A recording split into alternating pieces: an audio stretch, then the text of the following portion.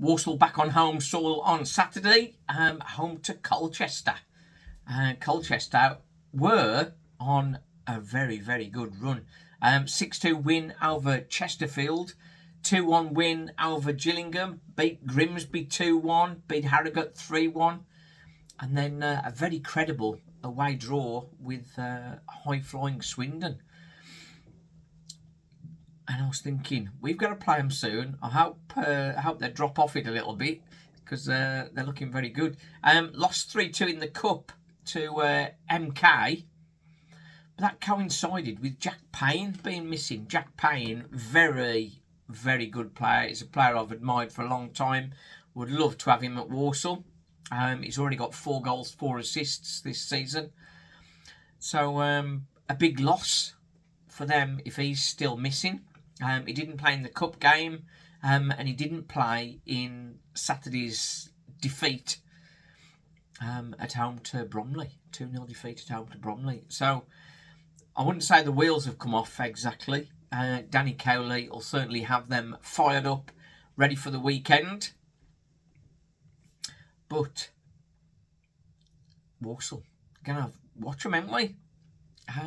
Yeah, after a really good run, they have dropped off it a little bit.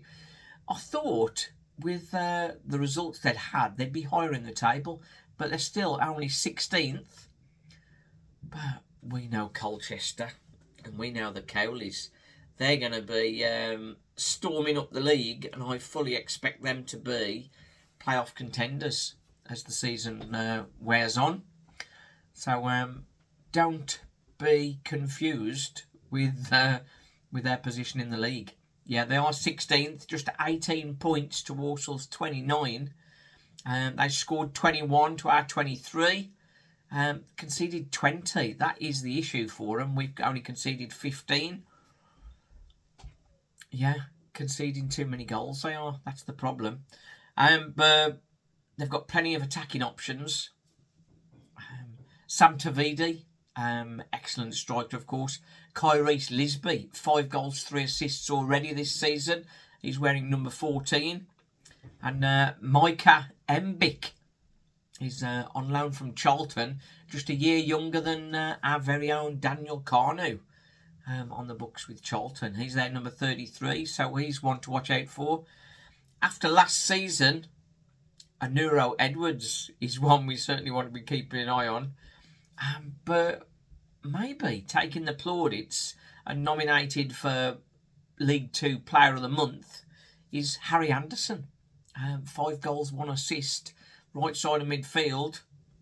So there's plenty of talent on show, and Walsall absolutely got to be on it. As far as Walsall are concerned, yeah, getting back to winning ways in the league, beating bottom of the table Newport, a potential banana skin, and going behind against them didn't unsettle us, and managed to get a 4-2 win in the end, which helps the goals scored column and the goal difference.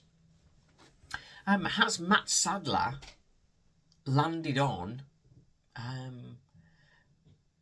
the formation that works? Because we have been creating a lot, but starting to get the goals. Is that just because we were playing Newport? Because obviously we scored 3 against Eastleigh. So Colchester are going to prove to be a much tougher opposition, but they're conceding a few goals as well. I fully expect to have Miles Roberts in goal. Rico Brown celebrating his first goal on Saturday. Aidan Flint and Evan Weir. Aidan Flint, such a leader. After the one chance that Newport had, he was screaming like crazy at Evan Weir. And Evan Weir is going to get so much better having Aidan Flint beside him.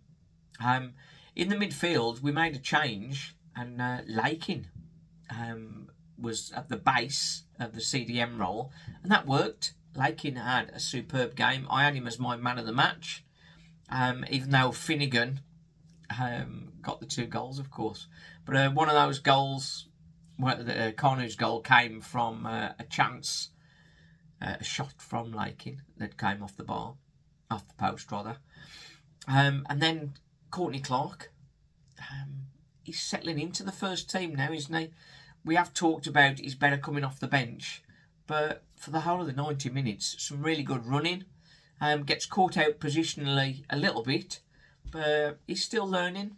It's a developing project with Courtney Clark, but he's certainly got talent, certainly very tenacious, and he set up one of the goals. It was a good cross in, so it's starting to get there.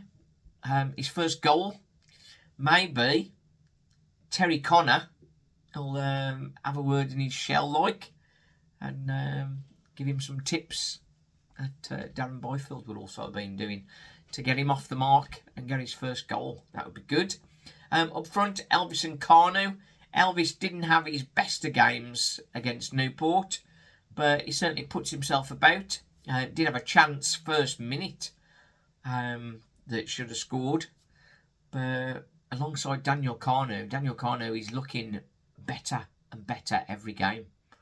So I think that's going to be the starting lineup. Jamie Jellis missed out with a light groin injury, and Brandon Comley just sickness. So not sure what's going on there. I'm sure he'll be all right for Saturday.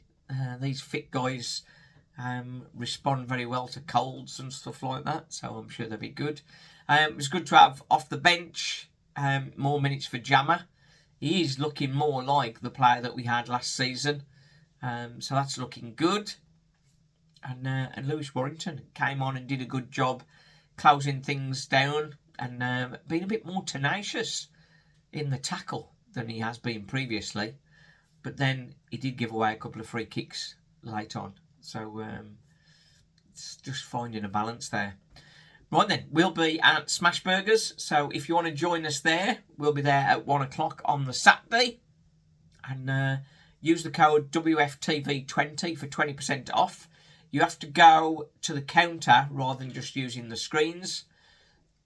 And that's to make sure you get your 20% off, which is a super deal, which we're glad we could keep for you, because we've been in discussions with them.